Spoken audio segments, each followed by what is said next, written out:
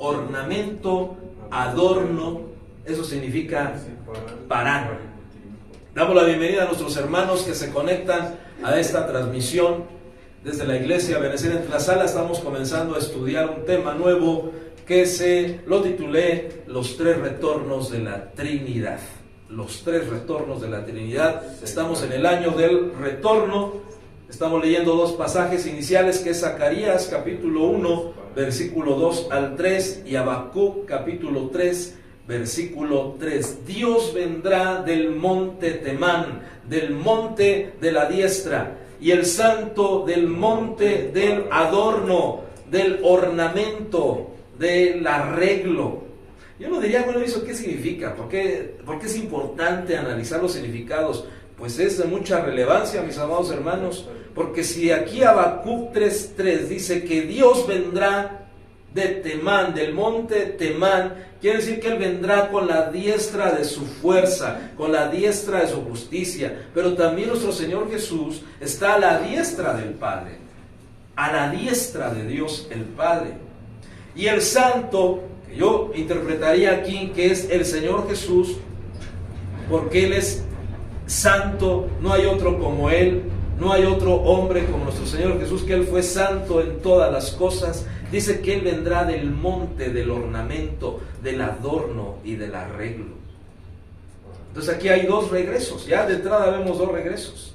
El regreso del Padre, que vendrá con la diestra de su justicia para cumplir los juicios sobre la humanidad en el periodo de la gran tribulación, a través de las 7 copas de la ira de Él, y a través también de las 7 trompetas y los 7 sellos, que ya sabemos que son los juicios que Dios traerá a este mundo, y ya comenzaron a manifestarse. Amén. Entonces Dios vendrá de Temán, pero vea, lo que quiero resaltar aquí también es que Dios regresará, Él vendrá nuevamente. Quiere decir que el Padre vendrá a la tierra, amén.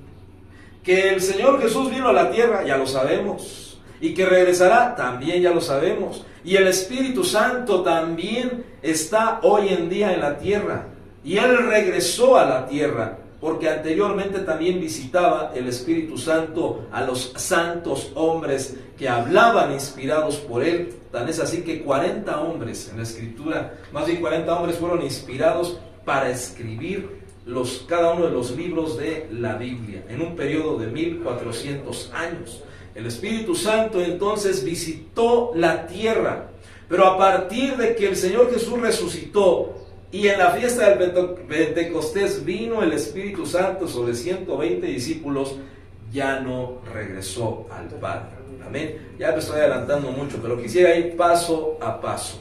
Amén. Entonces aquí vemos en primer lugar que habla de que Dios volverá, Zacarías capítulo 1, versículo 3, y también de que Dios vendrá específicamente de dos montes, del monte del ornamento, del adorno. Y no dice la Escritura en Apocalipsis 19, y a su esposa se le ha concedido, ¿qué? Que se vista de lino fino, blanco y resplandeciente, que se adorne a través de ese lino fino, blanco y resplandeciente. Gocémonos y alegrémonos, porque las bodas del Cordero ya se han acercado y su esposa se ha arreglado. Entonces eso nos habla de que el santo vendrá vestido de novio, vestido de esposo, arreglado con su amada. Por eso dice que Él vendrá del monte de Parán, del monte del ornamento, del arreglo. Amén. Bueno, vamos a ver. No voy a ir en orden de la Trinidad, voy a explicar el primer regreso, el primer retorno de nuestro Señor Jesucristo. Pero alguien dirá, pues Él ya vino. ¿Cuántos sabemos que Él ya vino? Amén. Pero Él va a regresar. Amén. Amén. Pero vamos a ver en la Escritura que Él ya había venido anteriormente, antes de venir a nacer de una mujer. Él ya había venido a la tierra. Miqueas capítulo 5, versículo 2. El retorno del Hijo. Vamos a ver, el retorno del Hijo. Vamos a analizar cada uno de los retornos de la Trinidad, pero vamos a comenzar por el Señor Jesucristo. Miqueas capítulo 5, versículo 2. Y vamos a leer varias versiones, para que no me crea a mí, sino crea lo que dice la Biblia. Amén. Porque hoy en día hay muchos detractores, ¿no? Hay muchos que juzgan cuando no entienden algo y dicen que de dónde sacamos tanta cosa. Pues de la Biblia. Nada más dígame, le hago una pregunta: ¿cuándo aquí le he dicho, yo lo leí en tal libro? Yo lo leí en las crónicas de Narnia. No, nada de eso, ¿verdad? Aunque hay un predicador, ¿verdad? Y no es nada de malo, si usted puede leer como cultura general, lea libros, ¿no? Aquí no estamos promoviendo la ignorancia, pero aquí vamos a predicar únicamente la Biblia. Amén. Quizás citaremos alguna situación muy de vez en cuando de otra fuente histórica o cultural, pero será muy rara vez, muy contadas veces. Aquí vamos a predicar la palabra, porque si hay por ahí un salmista muy conocido, no voy a decir el nombre, pero se apellida Romero, que ya anda enseñando las crónicas de Narnia. No sé si sabían eso o han visto ese video. El Señor de los Anillos. Ah, sí, perdón, el Señor de los Anillos, ¿eh? Ya ando yo cambiándole. Así se hacen los chismes. Está bien que me corrijas. Bueno, del Señor de los Anillos. Qué bueno que ya lo vio usted. Y dice que al final del bosque y no sé qué, hay cosas que nos sorprenden, no sé qué, que ignoramos. Bueno, aquí vamos a hablar de la Biblia. ¿Qué dice Miqueas 5:2? A ver quién lo lee, por favor. Y pongamos mucha atención. No se peleen, con uno que lea. En cuanto a ti, Amén. Belén Efrata, pequeña entre los clanes de Judá, de ti saldrá un gobernante de Israel que desciende de una antigua familia. Amén. Qué hermoso dice ahí, que desciende de una antigua familia. ¿Y qué más? Ahora el Señor deja a los suyos, pero solo hasta que dé a la luz.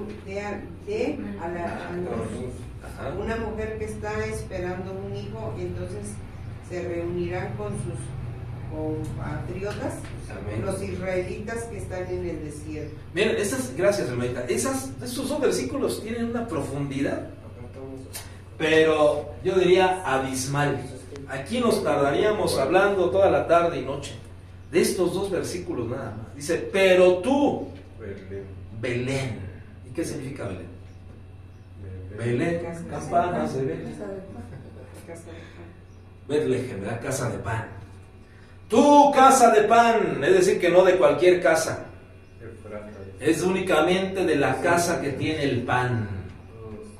No de la panadería, sino el pan de vida.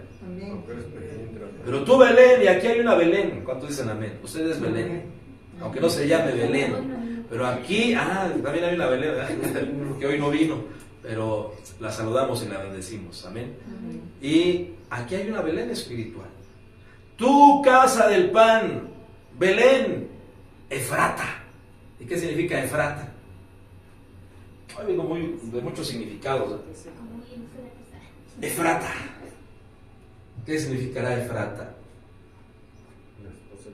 Y así tenemos que estudiar la Biblia, paso por paso. Tú, Belén, quiere decir que no a cualquiera de las comarcas, no comarcas, sino de las aldeas o de los poblados de Israel, únicamente de un poblado especial, de Belén, de la casa del pan. Ahí nació nuestro Señor Jesús. ¿Él dónde va a nacer? En donde está la casa del pan, en donde hay pan, porque Él es el pan vivo que descendió del cielo. Y donde hay una Belén espiritual, ahí está Él, porque Él es el pan vivo. Tú, Belén, Efrata. ¿Ya encontraste el significado, Iris? Ah, está. ¿Qué significa Efrata? Capacidad para fructificar. Quiere decir que donde está Belén, donde hay una casa del pan, donde se predica la palabra, porque no solo de pan vivirá el hombre, sino de toda palabra que sale de la boca de Dios, es de lo que vivirá el hombre. ¿Será importante el pan que comemos? Amén. Pero más importante es comer el pan que viene del cielo. Amén. Y es lo que estamos estudiando aquí.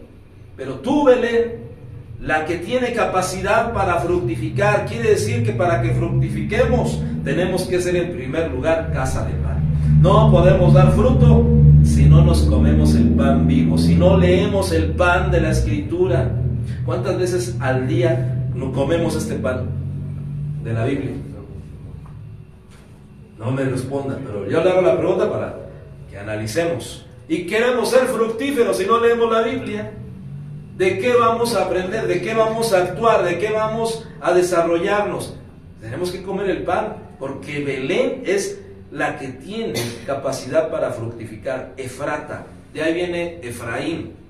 Y Efraín significa doble fruto o doblemente fructífero.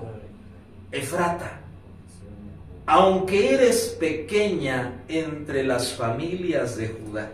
Fíjense cómo siempre nuestro Señor tiene gusto, nuestro Dios tiene gusto por las cosas pequeñas. Nosotros éramos los ignorados, éramos los viles, los despreciados, los menospreciados, incluso quizás hasta de la familia, ¿no? Pero tú eres maceta y del corredor no pasarás, decía. Humanamente no éramos muy valiosos, pero el Señor vio en nosotros nuestra pequeñez y Él dijo: de estos pequeñitos, de estos que no son nada para los demás, de estos yo me voy a glorificar, a estos yo me les voy a revelar. Amén. Y somos nosotros. Así que nunca nos quedamos los muy, porque no tenemos mucho de qué vanagloriarnos. El apóstol Pablo dijo: esto erais algunos de vosotros, gente quizás sin educación. No estoy ofendiendo, no, para nada. Nada más estoy meditando. Quiero que meditemos de dónde nos sacó el Señor. Y vean qué privilegio tenemos de que Él nos explique, que nos enseñe su bendita palabra. Cosas que ojo no vio, ni oído yo, ni han subido en corazón de hombre, son las que Dios tiene destinadas para aquellos que le aman. Porque muchos quizás habrán estudiado en seminarios teológicos, pero no tienen estas cosas que el Señor nos habla a nosotros. Así que gloria a Él por esta misericordia. Amén. Éramos nosotros pequeños entre las familias de Judá. De ti me saldrá el que ha de ser gobernante en Israel. ¿De quién está hablando aquí? ¿Quién nació en Belén? Jesucristo. El Señor Jesucristo. Entonces cuando dice aquí: de ti me saldrá el que ha de ser gobernante en Israel, es el Señor Jesucristo. Y sus orígenes, esta versión dice sus orígenes son desde tiempos del Olam. En hebreo, cuando dice tiempo antiguo, se refiere a Olam. Tiempos de eternos, del pasado eterno. De hecho, Olam significa el punto donde todo se desvanece. Es como cuando usted ve un barco así. ¿Cuántos han tenido oportunidad de ver un barco que va metiéndose, introduciéndose en alta mar? ¿Cómo se ve el barco? Se va haciendo chiquito. Ese es el Olam. Cuando uno voltea hacia el pasado eterno. Y va uno viendo hasta que se va empequeñeciendo y de pronto desaparece de nuestra vista. No es que el barco haya desaparecido, sino que dejamos nosotros de verlo. Pero el barco sigue ahí. Entonces así también cuando vamos hacia el pasado, hay cosas que alcanzamos a vislumbrar en la eternidad, pero no podemos ver más allá, porque no nos es revelado. Pero aquí está hablando de que los orígenes, dice, del gobernante, del que va a salir de Belén de Efrata, son desde la antigüedad, desde los días de la eternidad, de los días del Olam. Pero aquí dice esta versión, no sé cómo digan las otras versiones, dice orígenes. ¿Qué es un origen? Es un comienzo. Quiere decir que nuestro Señor tuvo varios comienzos. Aquí está. Desde el principio. Desde el principio. Sus salidas son desde el principio. Esa versión, qué interesante. Sus salidas son desde el principio. Quiere decir que el Señor Jesús vino a la tierra desde tiempos antiguos. Amén. Lo estamos leyendo. Sus orígenes, sus salidas son desde la eternidad. ¿No dice la Escritura en primera carta a los Corintios, capítulo 10, que la roca que seguía al pueblo de Israel en el desierto y la roca que lo seguía, ¿quién era? Cristo. ¿No me cree? Vamos a leer, porque lo veo con cara de duda. Vamos a primera carta a los Corintios, capítulo 10. Primera carta a los Corintios. Y vea, vamos a ver una salida del Señor Jesús. Capítulo 10. Aunque hay varias. Capítulo 10, versículo, no me acuerdo. Pero ahorita lo recordamos. Dice ahí que todos bebieron, me parece que son los primeros versículos, el capítulo 10. Dice que todos ellos murieron en el desierto. De la mayoría de ellos no se agradó Dios, dice. ¿Qué dice Iris, por favor? Todos bebieron lo mismo de su bebida espiritual. Ajá. ¿Qué más? Porque bebían de una roca espiritual que los seguía y la roca era Cristo. ¿Y cuál era esa roca? Cristo. Cristo, ahí dice, ¿eh? Pero la Biblia en Éxodo, en Números y en Deuteronomio dice que esa roca incluso tenía un nombre. Y hasta tiene un canto. Cristo es la peña. ¿Qué más? De Oreb que está brotando agua de vida saludable para ti. Entonces esa roca que lo seguía era Cristo. Y de esa roca brotaron torrentes de agua de la que bebió el pueblo de Israel. La peña, la roca. Entonces ahí está una salida del Señor Jesús, como roca. Fíjense cómo se materializó el Señor Jesús en la forma de una roca. Y la roca que lo seguía era Cristo. Ahí lo dice claramente la Escritura. Era Cristo, no que representaba, no, era Cristo mismo materializado en esa roca. Ahí está una salida. Vamos más atrás, Génesis 1:1, versículo 3, capítulo 1, versículo 3, no es 1:1, es versículo 3. Vamos a ver otra salida del Señor. Sí, Génesis 1, versículo 3. Dijo Dios, sea la luz, y fue la luz. Y dijo Dios, sea la luz, pero no era la luz del sol. Hemos platicado mucho de esto. El sol fue creado en el día cuarto. Ahí mismo, Génesis 1, versículo 4. Y creó Dios las dos grandes lumbreras. La más grande para alumbrar en el día y la más pequeña para alumbrar en la noche. Ahí está el sol y la luna, cuarto día. Pero en el primer día, capítulo 1, versículo 3, en el primer día, dice Dios, dijo Dios, sea la luz. Y la luz se creó. ¿Cuántos dicen amén? Amén. Ahí sí no tenía que haber dicho amén. Ahí sí, ¿no? Ahora sí. Confundió con la noche espiritual. Porque la luz no fue creada, ya existía. Porque de ahí, y creó Dios la luz. ¿Así dice ahí la Escritura? No. Sea la luz, llegue a manifestarse la luz. Pero Dios no creó la luz, porque Dios es luz. Y Dios es luz y no hay tinieblas en él, dice la Escritura. Entonces, ¿qué luz se manifestó ahí? La luz del día. Y que fue el día. A ver, vamos a leerlo. Aquí que no está muy largo el versículo. A ver, vamos a leer todo el versículo 3. ¿Qué dice? Entonces dijo Dios, sea la luz, y hubo luz. ¿Qué más? Y vio Dios que la luz era buena, y separó Dios la luz de las tinieblas. Amén. ¿Qué más? Y llamó Dios a la luz día, y a las tinieblas llamó noche. Y fue la tarde, y fue la mañana un día. El primer día. Y fue la tarde y la mañana el primer día. Y separó Dios la luz de las tinieblas. Y fue la tarde y la mañana del primer día. ¿Y qué dice Colosenses? Capítulo 1, versículo 18, si no me equivoco, dice: Cristo es el primogénito de toda creación.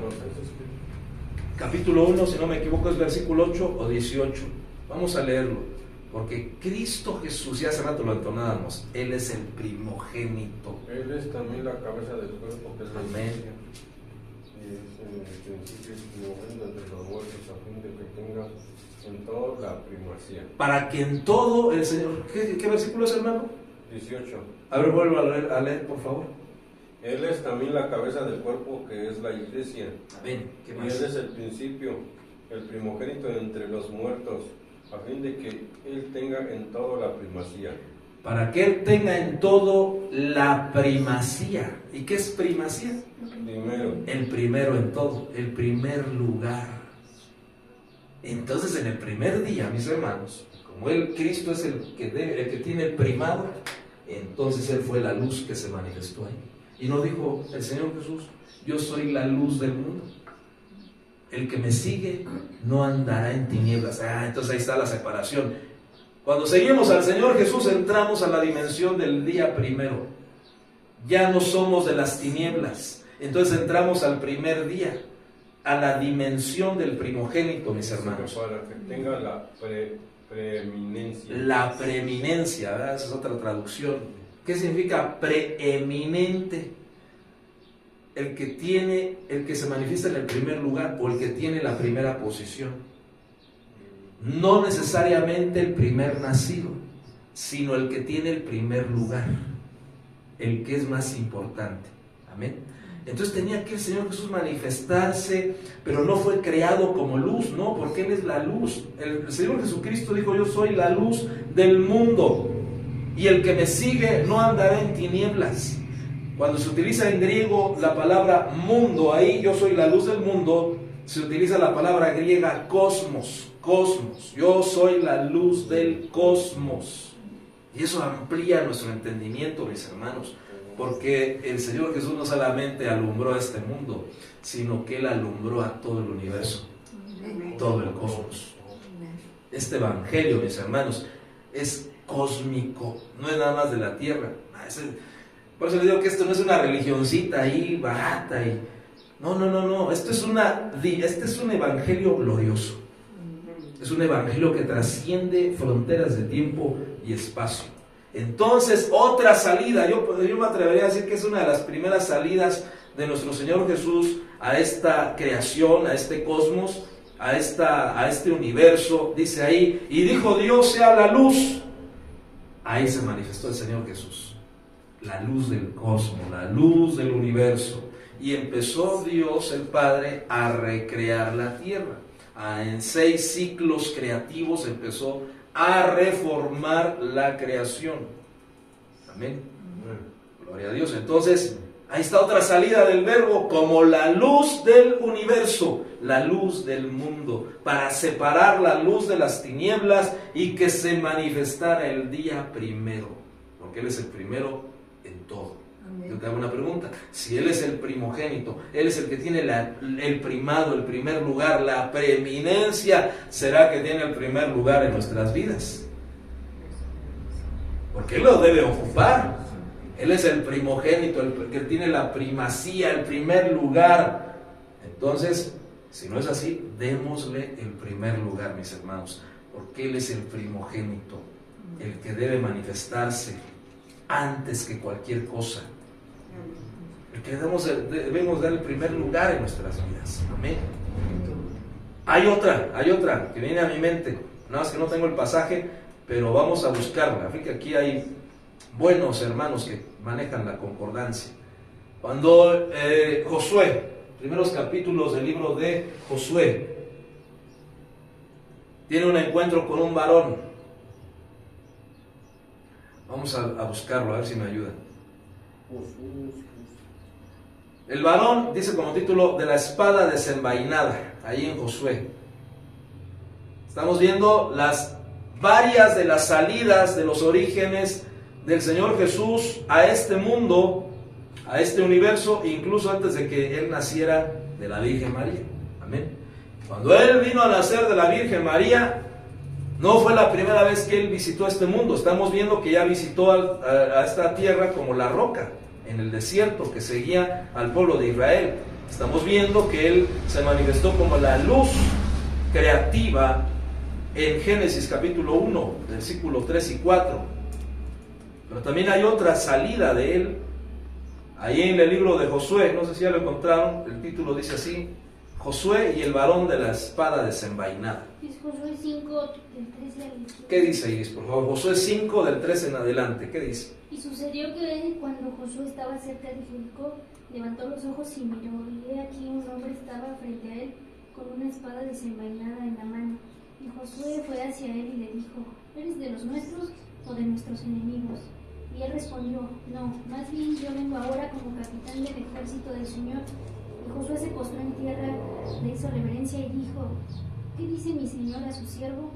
Entonces el capitán del ejército del Señor dijo a Josué: quítate las sandalias de tus pies, porque el lugar donde estás es santo. Y así lo hizo Josué. Ah, qué tremendo. Entonces, fíjense cómo era Josué de aguerrido, tuvo ese encuentro con el capitán de los ejércitos de Dios. ¿Y quién es el capitán?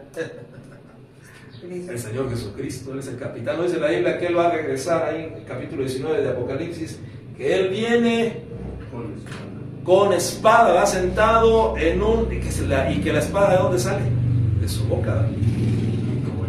Y que viene montando un caballo blanco, y los ejércitos de los cielos lo siguen, lo acompañan, porque Él es el capitán de los ejércitos de Dios. Tan es así que cuando querían impedirle que Él fuera crucificado, y Pedro saca su espadita: Señor, no voy a permitir que te apresen, que te metan preso. No, aquí está mi espada, Señor, mi majaira, el griego. Su espadita sacó Pedro, imagínese su espadita. Y le dice el Señor: no, guarda tu espadita, Pedro. ¿Tú no crees que yo puedo pedirle a mi Padre 12 legiones de ángeles? 12 legiones de ángeles. Imagínense, 12 legiones de ángeles. La Biblia dice que un ángel tiene la capacidad de matar a 180,000 seres humanos. Así. 180,000 personas. Imagínense, no sé cuántas personas le quepan al Estadio Azteca. 110,000. Entonces imagínense. Tiene acomodados 130 y tantos. Sí, ya paraditos y apretados. La pelea de Chávez fueron 132,000. 130. Sí, yo tengo entendido que son más de 100,000, ¿verdad? Entre 110,000 y 130,000. 110,000 le caben con su partido de fútbol, pero como que en la cancha, pues ya caben más. Ah, sí, cierto. Entonces estamos hablando de 130,000 personas. Pues un ángel puede matar más de un estadio azteca lleno, imagínense, en un 2x3. Y el Señor Jesús dijo a Pedro: ¿tú crees, Pedro, que si yo no le pidiera al Padre en este momento me mandaría 12 legiones de ángeles? Guarda tu espadita. ¿Qué comparas, Pedro, tu espadita contra 12,000 ya lo mandó matar legiones? A un rey, ya lo leyó, ¿verdad? Ya lo mandó matar. No me acuerdo qué rey fue que oró, que no confió en la fuerza de sus soldados. Exactamente. Imagínense, 12 legiones de ángeles, y un solo ángel puede matar 180,000 personas. Ahí en la escritura dice, me parece que es segundo libro de Reyes, en la historia de Eliseo, en donde un ángel desciende y mató a 180,000 sirios. Nada más, 180,000. ¡Qué tremendo! Entonces, el capitán de los ejércitos de Dios tiene un nombre, y no es Miguel. Ese es el arcángel de los guerreros ángeles. Pero los ejércitos del cielo en general tienen un capitán, y ese capitán es nuestro Señor Jesús. Y Josué ahí dice que lo vio, alzó la mirada, dice que vio a un varón con una espada en su mano. Y Josué le dijo: ¿tú eres de los nuestros o eres de los enemigos? ¿Y qué le dijo el varón? No, sino que yo he venido ahora, dice, yo he venido ahora como el príncipe de los ejércitos de Jehová. Es Segunda de Reyes 19:35. Amén. ¿Segunda de Reyes qué? 19:35. 19:35, ¿qué dice? Por favor. Aquella misma noche el ángel de Yahvé avanzó y golpeó en el campamento asirio a 185,000 hombres. Me quedé Al corto. amanecer eran todos cadáveres. No fueron 180,000, fueron 185,000 sirios. Segundo libro de Reyes, capítulo 19. Nada más, un angelito puede matar 185,000 personas en una noche. Los ángeles dicen, esto lo oí por ahí, puede ser que sí haya sido cierto o no, pero tratemos de imaginar un poquito. 19:35. Tratemos de imaginar un poquito la escena. Cuando Pedro saca su espada y el Señor le dice: guarda tu espadita, Pedro. ¿Crees que no le pudiera pedir a mi Padre 12 legiones de ángeles? Que los ángeles estaban esperando la orden para descender y acabar a todos los que querían crucificar a nuestro Señor. Pero nuestro Señor, lejos de pedir a esos soldados guerreros angélicos, ¿qué hizo el Señor? Padre, perdónalos, porque no saben lo que hacen. Y ahí mi corazón fue conmovido, porque esa oración de intercesión de nuestro Señor Jesús vale 12,000 legiones de ángeles guerreros. Eso es lo que vale la oración de nuestro Señor Jesús de intercesión. ¿Cómo no habremos de estar agradecidos? Que lejos de Él lanzar una maldición en la cruz, Él dijo: Padre, perdónalos, porque ellos no saben lo que están haciendo. No mandes las 12 legiones de ángeles, no, Señor, manda tu perdón a este mundo. Ese es el amor de nuestro Señor Jesús. Vale 180, más de 100, vaya, serían millones de vidas, ¿verdad?, de seres humanos que podrían ser destruidos por las 12 legiones de ángeles, pero el Señor decidió perdonarnos. Amén. Entonces ya vimos otra salida, como el príncipe de los ejércitos de Jehová se le reveló a Josué, como la roca que seguía al pueblo de Israel en Egipto, como la luz primigenia creadora en Génesis 1. Y nos faltaría hablar de otras más, pero vamos a dejarlas aquí porque si no, no vamos a avanzar. Amén. Bueno, entonces sus orígenes, volvemos a Miqueas 5:2, ahora ya lo entendemos. Volvemos a Miqueas capítulo 5, versículo 2. No Miqueas a mí, crea la palabra. Amén. Un juego de palabras, ¿verdad?, para que no se me duerma. Yo sé que ya una se está comiendo a la otra, pero ya casi terminamos. Gloria a Dios. Dice Miqueas 5:2: Pero tú, Belén de Efrata, aunque eres pequeña entre las familias de Judá, de ti me saldrá el que ha de ser gobernante en Israel, y sus orígenes, y sus salidas, y sus comienzos, y su principio son desde los tiempos antiguos, desde los días de la eternidad. Amén, sus orígenes. Entonces Él vino a este mundo desde antes de nacer del vientre de la Virgen María. Gloria a Dios. Esta versión, la Spanish Reina Valera, dice: Mas tú, Betlehem de Efrata, pequeña para ser entre los millares de Judá. Y tenía que ser de la tribu de Judá, mis hermanos. ¿Por qué? ¿Por qué de Judá? Hasta lo entonamos: León de la tribu de Judá, León de la tribu de Judá, ha venido para ser rey. Porque Judá significa alabanza. Y Él danza con nosotros. El Señor Jesús es un guerrero danzante, es un guerrero que danza con nosotros, con su pueblo. Y tú, Betlehem de Efrata, pequeña para ser entre los millares de Judá, de ti me saldrá el que será Señor en Israel, y sus salidas son desde el principio, desde los días del siglo. La palabra de Dios para todos dice: tú, Belén de Efrata, eres pequeña entre los clanes. Creo que esa es la que leyó usted, hermanita, ¿verdad? Entre los clanes de Judá. Pero de ti saldrá el jefe de Israel, quien luego vendrá a mí. Fíjense, quien luego vendrá a mí, regresará a mí. Está hablando el Padre ahí. Su origen es antiguo, viene de mucho tiempo atrás. Y el versículo 4 es hermoso. Dice: y Él se afirmará y pastoreará su rebaño con el poder del Señor. Y Él se afirmará y pastoreará su rebaño con el poder del Señor, con la majestad del nombre del Señor su Dios. Y permanecerán, porque en aquel tiempo Él será engrandecido hasta los confines de la tierra. Cuando Él regrese a gobernar a todo el mundo, mis hermanos, Él va a ser engrandecido. Desde el norte al sur, del este al oeste, Él gobernará a todo el mundo. Amén, gloria a Dios. Y para que, mire, quede más que confirmado que Él ya había visitado la tierra, vamos a leer Juan capítulo 16, versículo 27 y 28. Juan capítulo 16, versículo 27 y 28. A ver quién lo lee, por favor. Estamos bien, sí, capítulo 16, versículo 27 y 28. Estamos viendo los retornos. Miren que ya son varios retornos, ¿verdad?, del Señor Jesús. Juan 16, versículo 27 y 28. Y vamos a poner mucha atención. Son pasajes que quizás hemos leído, pero de corrido. Pero hoy estamos deteniéndonos a analizarlos.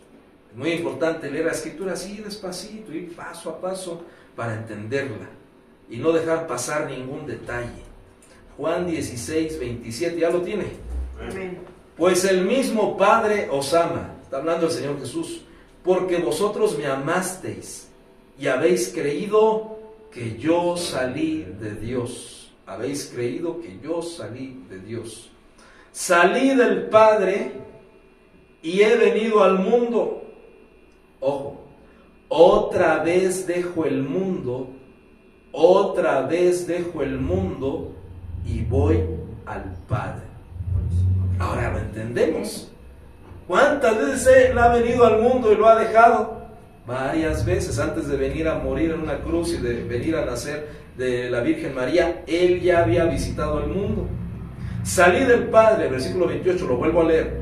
Y he venido al mundo, otra vez dejo el mundo y voy al Padre. Otra vez dejo este mundo y regreso al Padre. Y Él regresó al Padre nuevamente, pero ya había venido al mundo varias veces. Por eso dice aquí, otra vez, nuevamente dejo el mundo. Tremendo, ¿verdad? Porque Él ya había venido varias veces a este mundo antes. Pero vamos ahora a ver cuando vino nuevamente a nacer de una mujer. Mateo 1:23. Y ya voy finalizando porque ya oigo rugir por ahí de estómagos que están ya reclamándome. Mateo 1:23. Acuérdense que no solo de pan vivirá el hombre. Mateo 1:23, pero tampoco quiero extenderme mucho. Mateo 1:23 dice, he aquí la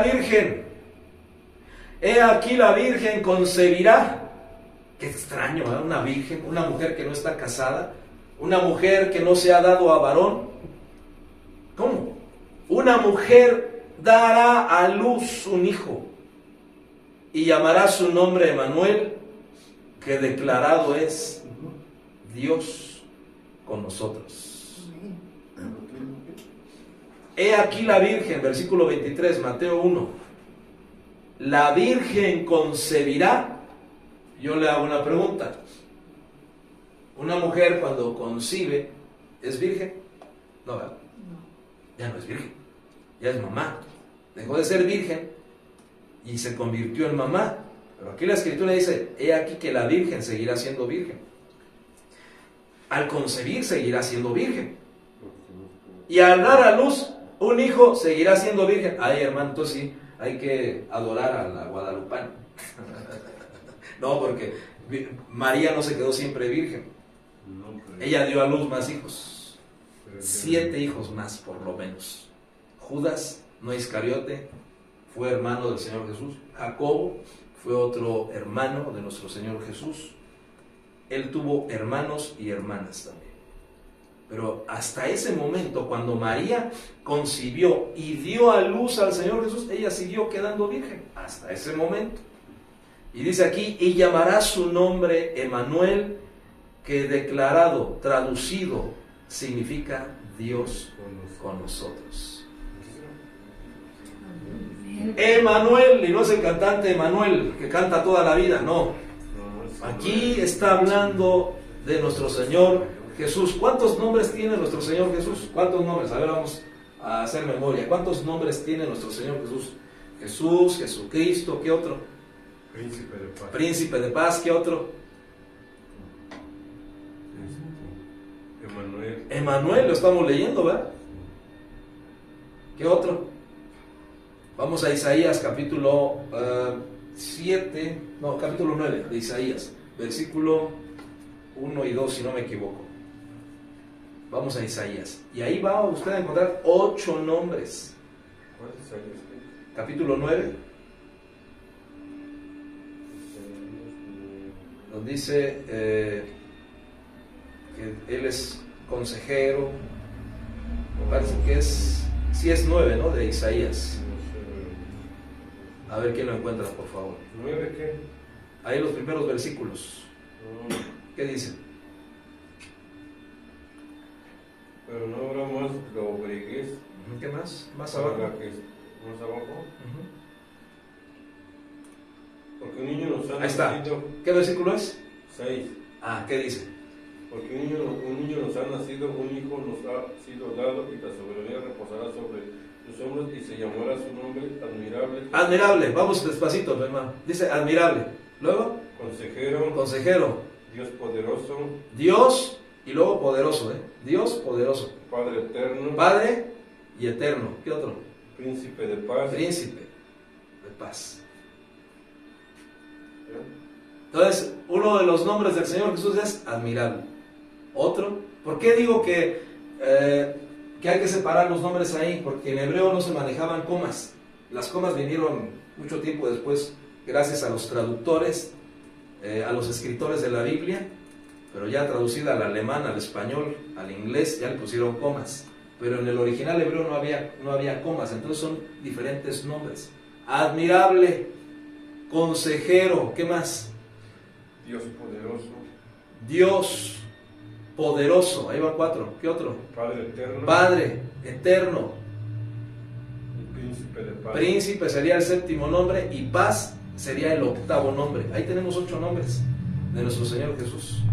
Ahí tendríamos que explicar cada nombre y cómo se aplica a nuestra vida cada uno de esos nombres, porque si el Señor Jesús tiene esos 8 nombres, más el nombre de Jesús, más el nombre de Jesucristo, más el nombre que es sobre todo nombre, que esos son otros 20 pesos, como dice el apóstol, porque Él tiene otro nombre que nadie conoce, sino Él solamente. Aparte de esos 8 nombres, hay otro nombre que Él conoce. En Apocalipsis capítulo 19 dice que también su nombre es fiel y verdadero. ¿Lo dice la Escritura? Fiel y verdadero también. ¿Cuántos nombres tiene nuestro Señor Jesús? Muchísimos. Y cada uno de esos nombres son una manifestación de Él para su pueblo. El Cordero. El Cordero es otro nombre, ¿verdad? Entonces, ¿cuántos nombres llevamos? Y Padre, porque también hay en Isaías 9:6 dice que Él es Padre. También su nombre es Padre. Av, en hebreo es Av. El Cordero de Dios que quita el pecado del mundo, pero también es el príncipe guerrero, ¿no? De los ejércitos de Jehová. Sí. Entonces Él tiene varios Le nombres. llaman guerrero. Hasta lo cantamos, le llaman guerrero. Pero también Él es el postrer Adán. Ahí hay otro nombre, el postrer Adán, el último Adán. Él es sol de justicia, Malaquías capítulo 4. Él es el sol de justicia. Otros nombres. Y otro nombre es Emmanuel. Ahora, y finalizo con eso. ¿Por qué le pusieron Emmanuel? ¿Por qué el ángel le dijo a María, le vas a llamar su nombre Emmanuel? Pero en Mateo dice, y llamará su nombre Jesús. Y ve esos nombres, Jesús significa Salvador. Emmanuel, como dice Lucas, Dios con nosotros. Perdón, Mateo 1:23, estoy mal, no es Lucas, es Mateo 1:23. Dice, he aquí la Virgen concebirá y dará a luz un hijo y llamará su nombre Emmanuel, que declarado es Dios con nosotros. Cuando Dios habitó con su pueblo y le dijo a Moisés, vas a tener que hacer esto para que yo habite entre los hijos de Israel. ¿Dónde iba a habitar Dios? ¿Dónde habitaba Dios? ¿O será que Israel peregrinó solo en el desierto? ¿Iba solo ahí, a la deriva, Israel? No, ¿verdad? ¿Quién lo acompañaba? Moisés y Aarón. Sí, pero aparte, ellos iban guiados. ¿Por quién? La roca. La roca, ¿verdad? La roca lo seguía. Ahí no guiaba al pueblo de Israel el Señor Jesús. Él iba siguiendo al pueblo como roca, a la retaguardia, como se diría en términos de guerra, militares. Pero adelante, ¿quién iba? ¿Quién iba adelante? ¿Dónde Dios habitaba? En el tabernáculo. Y Dios le dijo a Moisés, hazte un tabernáculo con estos materiales, estas medidas, estos tamaños, este material, piedras preciosas, esto, lo otro, pieles de tejón, telas de púrpura, carmesí, etcétera, porque yo habitaré en ese lugar. En medio de mi pueblo habitaré. ¿Dónde habitaba Dios? En el tabernáculo. En un tabernáculo. Usted lo puede leer ahí en el libro de Éxodo. Y cuando el ángel le dice a María, vas a llamar su nombre Emmanuel, quiere decir que Dios habitaría, así como habitó entre el pueblo de Israel en una tienda, en un tabernáculo, Dios habitaría en un ser humano. Ya no en un tabernáculo, sino en un ser humano llamado Emmanuel, que ese hombre, que es nuestro Señor Jesús, sería un tabernáculo en donde el Padre mismo habitaría. Finalizo leyendo Juan capítulo 1, versículo 14, y ahora lo vamos a entender este versículo más claramente. Juan capítulo 1, versículo 14, porque así como Dios habitó en un tabernáculo en medio del pueblo de Israel, ahora Dios habita en nosotros por medio de Jesucristo. Juan capítulo 1, versículo 14 dice, y el Verbo se hizo carne y habitó entre nosotros. ¿Qué significa, Emmanuel? Dios con nosotros, Dios habita con nosotros. Y el Verbo se hizo carne y habitó entre nosotros, ahí ponga entre paréntesis, Emmanuel. Y vimos su gloria, gloria como del unigénito del Padre, lleno de gracia y de verdad.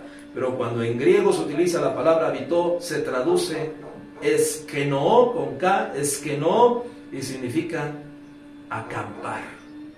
Residir, como Dios lo hizo en el tabernáculo antiguamente, para proteger y tener comunión con su pueblo y morar entre su pueblo. Quiere decir que el Señor Jesús fue un tabernáculo en donde el Padre mismo habitó. A donde iba el Señor Jesús iba el Padre, porque el Padre vivía dentro del Señor Jesús, y ahora el Señor Jesús habita en nosotros. Amén. Porque tú y yo somos tabernáculos también. Resulta que también tú y yo somos tabernáculos, chozas, en donde Dios habita. Y habitaré y viviré entre ellos, dice la Escritura, y ellos serán mi pueblo y yo seré su Dios. Y sorprendentemente, el Señor Jesús nació exactamente en la fiesta de los tabernáculos, porque Él tabernaculizó como Emmanuel, Dios con nosotros. Él nació entre los meses de septiembre y octubre, exactamente en la séptima fiesta, que es la fiesta de los tabernáculos. Amén, amén y amén. Gloria a Dios. Entonces estamos viendo el primer retorno, que vemos que son varios retornos del Señor Jesús a este mundo, y apenas empezamos a ver cuando Él nació del vientre de una mujer llamada María, que siguió quedando virgen después de que el Señor nació, pero después tuvo más hijos. Vamos a ponernos de pie y darle gracias al Señor, porque ahora hemos entendido que el Señor Jesús vino a este mundo desde tiempo atrás, en varias ocasiones, pero que lo más importante, aparte de conocer eso, es que el Señor ha tabernaculizado entre nosotros, que Él es Emmanuel, Dios con nosotros, y que donde tú vas, va el Señor Jesucristo, porque Él es Emmanuel, Dios con nosotros. Él habita con nosotros. Se le acabó la pila también. Gloria a Dios. Así que vamos a darle gracias a Dios por su palabra. Y gracias, Señor, porque tu palabra ha sido expuesta. Te ruego, Señor, que tu palabra quede sellada en nuestros corazones. La atesoremos y la guardemos, Señor. Gracias, porque así como tú te manifestaste en aquella luz primigenia en Génesis 1, tú te has manifestado en nosotros, separando las tinieblas de nuestras vidas y manifestando tu luz gloriosa en nosotros. Ya no queremos habitar en las tinieblas, porque tú las has separado de nosotros. Tú eres el sol de justicia, Señor, y tú habitas entre nosotros como Emmanuel, Dios con nosotros. Y el Padre mismo habitó dentro de ti en aquella ocasión, hace 2000 años, cuando tú viniste a este mundo. Pero tú también habitas dentro de nosotros. Por eso tu palabra dice que primeramente tú viniste a habitar en nosotros, y que el Padre y tú hacen morada con nosotros. Gracias, Señor, a través de tu Espíritu Santo. Gracias, Señor. Somos tu pueblo, somos tu casa, somos tus tiendas, somos tus templos, Señor. Y sabemos que tú vas a regresar también por nosotros, para llevarnos a la casa del Padre. Tú dijiste ahí en el Evangelio de Juan: me voy pues a prepararles lugar, para que donde yo esté, también vosotros estéis, a la diestra del Padre. Seremos llevados en la litera de Salomón, dice el Cantar de los Cantares, trasladados en medio de los temores de la noche, seremos trasladados al palacio real. Gracias, Señor, por esa promesa. Sabemos que tú ya viniste en varias ocasiones a este mundo y que la última ocasión que visitaste este mundo fue para nacer de una mujer, pero también, Señor, para morir por nosotros en una cruz y pagar un alto precio por nuestra redención. Gracias, Señor, gracias. Ayúdanos a valorar siempre y a tener presente tu gran sacrificio y a honrar, Señor, la gracia que nos has dado a través de nuestra obediencia a tu voluntad. Levante sus manos, hermano y hermana, que la gracia del Señor Jesús, la presencia del Señor Jesús esté siempre presente en sus vidas. Y que así como la roca seguía al pueblo de Israel para sustentarles, para reanimarles a través de la bebida, a través del agua que ellos bebían, el agua fresca y pura, que también tu vida sea sustentada con lo mejor de esa roca que es su vida misma, su sangre, te limpie de todo pecado y los ríos de su espíritu te inunden. En el nombre de Jesús, que la gracia del Señor Jesús, el amor del Padre y la comunión del Espíritu Santo sean en tu vida. También aquellos que me están viendo a través de este video, que Jehová les bendiga y les guarde, que el Señor haga resplandecer su rostro sobre cada uno de ustedes y tenga de ustedes misericordia, que el Señor levante su rostro sobre ustedes con alegría y les dé paz en el nombre de Jesús.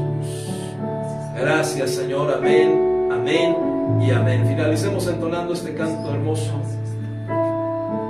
Aquí está Él ha tabernaculizado con nosotros, Él ha puesto su tienda, su casa en medio de nosotros. Gracias, Señor, tú habitas con nosotros. Te adoramos, te bendecimos. Declaremos esta verdad. Aquí estás, debemos mover, te adoraré, te adoraré. Aquí estás, obrando en mí, te adoraré, te adoraré. Una vez más, aquí estás, debemos mover,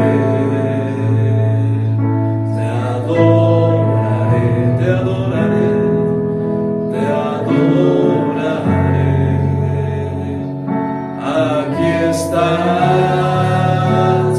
obrando en mí, te adoraré, te adoraré. Milagroso, milagroso, abres camino, cumples promesas, luz en tinieblas, mi Dios, así eres tú. Milagroso, abres camino, cumples promesas, luz en tinieblas, mi Dios, así eres tú. Aquí estás, sanando mi corazón, te adoraré, te adoraré. Aquí estás, tocando mi corazón, te adoraré, te adoraré, te adoraré.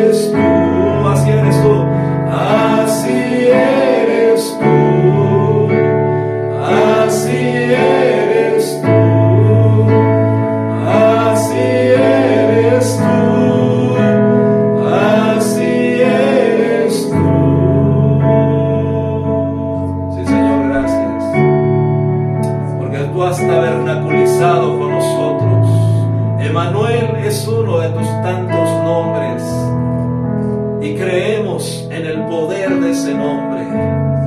Tú estás en medio de nosotros, en medio de nuestro corazón. Gracias, Señor, y estás en esta iglesia. Estás en esta Betlehem espiritual, en esta Belén espiritual. Nunca nos dejes, Señor. Termina de hacer tu obra en nosotros. Milagroso, abres camino, cumples promesas, luz en tinieblas, mi Dios, así eres tú. Milagroso,